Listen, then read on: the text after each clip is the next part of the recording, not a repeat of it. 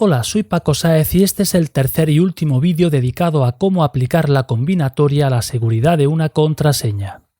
En este caso, además de calcular el número de contraseñas posibles según una combinación de consonantes, vocales y dígitos, os voy a enumerar una serie de consejos muy interesantes que os van a ayudar a resolver ejercicios de combinatoria. También os voy a mostrar que no tiene por qué existir un único camino para alcanzar un mismo objetivo. No os lo perdáis. Colabora con la difusión de estos vídeos suscribiéndote a mi canal o compartiéndolos entre tus amigos y conocidos a través de las redes sociales. No te olvides por favor de puntuarlos como forma de agradecimiento. Comenzamos.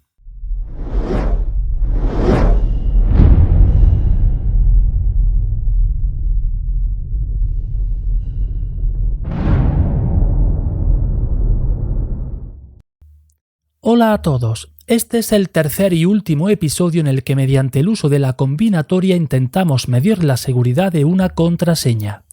En episodios anteriores vimos tres opciones para formar una contraseña y el objetivo era calcular el número de contraseñas distintas que se podían obtener según cada una de las tres opciones. En concreto, mediante el uso de las variaciones, obtuvimos los resultados de las opciones A y B. Y además os enseñé a utilizar diferentes modelos de calculadora para realizar alguno de los cálculos. Estas son las tres opciones y ahora vamos a obtener el número de contraseñas que se pueden formar según la opción C. Esta opción consiste en formar una contraseña con 4 consonantes ocupando las 4 primeras posiciones, 2 vocales en las 2 siguientes y por último 6 dígitos en las últimas 6 posiciones. Tanto las consonantes como las vocales como los dígitos se pueden repetir y hemos considerado un alfabeto con 21 consonantes, que en realidad son 42 porque distingo entre mayúsculas y minúsculas, 5 vocales que en realidad son 10 por distinguir también entre mayúsculas y minúsculas y 10 dígitos que son los 10 números que hay desde el 0 hasta el 9.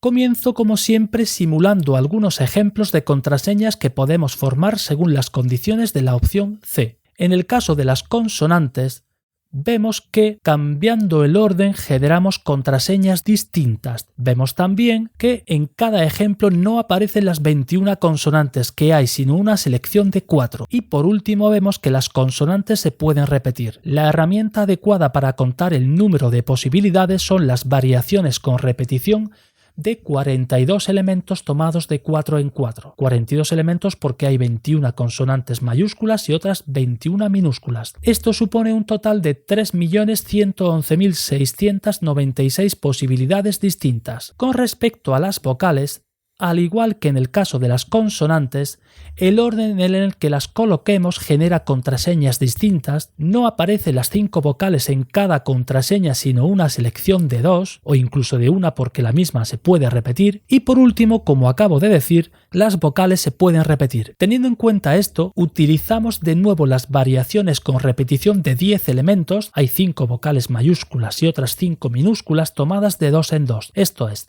10 al cuadrado, que nos da un total de 100 posibilidades distintas. Por último, respecto a los dígitos, el orden de colocación vuelve a generar contraseñas diferentes. En cada simulación no están los 10 dígitos posibles, sino una selección de 6 y puede haber repeticiones. Utilizamos por tanto variaciones con repetición de 10 elementos seleccionados de 6 en 6, habiendo un total de 1.000.000 de posibilidades distintas. Aplicando el principio del producto multiplicamos los resultados anteriores y obtenemos que mediante la opción C podemos formar un total de 311.169.600 millones de contraseñas distintas. Si comparamos los resultados de las tres opciones, vemos que la opción A es la que genera un mayor número de contraseñas, siendo por tanto la más difícil de descifrar. Para calcular la probabilidad de averiguar al azar una contraseña, si realizamos un total de 100.000 intentos, y suponiendo que todas las contraseñas tienen la misma probabilidad de ser elegidas por una persona, podemos utilizar la regla de Laplace, la cual nos dice que la probabilidad de un suceso es el cociente entre el número de casos favorables y el número de casos posibles. En nuestro caso, si realizamos 100.000 intentos y teniendo en cuenta que hay un total de 13.069 billones, 123.200 millones de contraseñas distintas, la probabilidad será el cociente de estas dos cantidades obteniéndose el resultado que ves en pantalla. La probabilidad, como ves, es realmente pequeña pero no imposible. Recuerda que la combinatoria es una herramienta que sirve para contar, y es muy útil cuando el número de resultados posibles a la hora de realizar una ordenación es muy grande.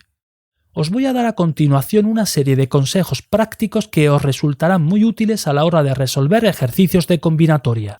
Primer consejo: comenzar el ejercicio simulando diferentes resultados del experimento. Ten en cuenta que cualquier problema de combinatoria es un problema que se reduce a contar cuántos resultados distintos se pueden obtener. No debes comenzar a resolver un ejercicio pensando desde el principio si hay que utilizar variaciones, permutaciones o combinaciones. Esto viene después. Primero hay que simular un número suficiente de resultados que nos permitan identificar patrones comunes de comportamiento. Una vez identificados estos patrones, utilizaremos permutaciones, variaciones o combinaciones teniendo en cuenta las siguientes reglas.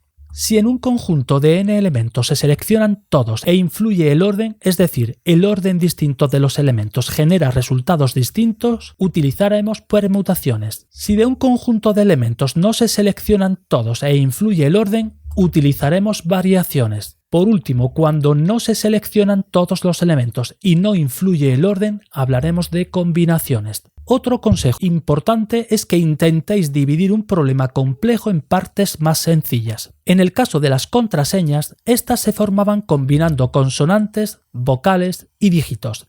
Y lo que nosotros hemos hecho es separar el problema original en 3 problemas más sencillos, primero las consonantes, después las vocales y por último los dígitos. Otro consejo es que utilicéis las funciones que incorporan la mayoría de calculadoras científicas para resolver cálculos de combinatoria. Así no habrá que memorizar alguna de las fórmulas, pero sobre todo ahorraréis errores. Tened en cuenta que solo las combinaciones y las variaciones ordinarias son las que tienen una función propia en la mayoría de calculadoras.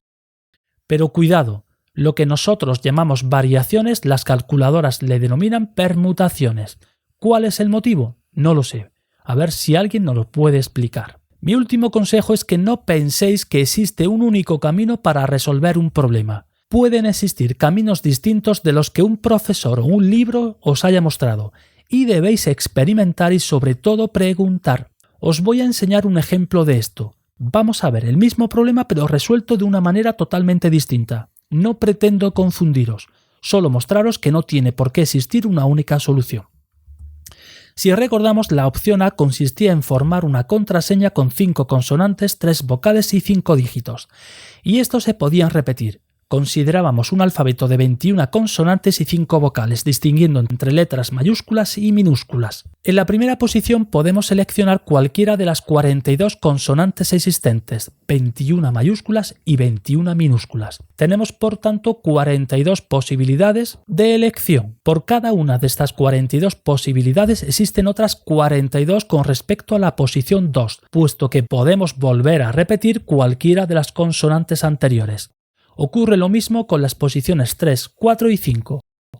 La posición 6 está sin embargo ocupada por una vocal y tenemos opción de elegir entre 10 opciones posibles. Hay 5 vocales mayúsculas y 5 minúsculas. Lo mismo ocurre para las posiciones séptima y octava. En la novena posición podemos elegir 10 números distintos y por cada una de estas posibilidades en la posición décima podemos escoger otra vez entre los mismos 10 dígitos.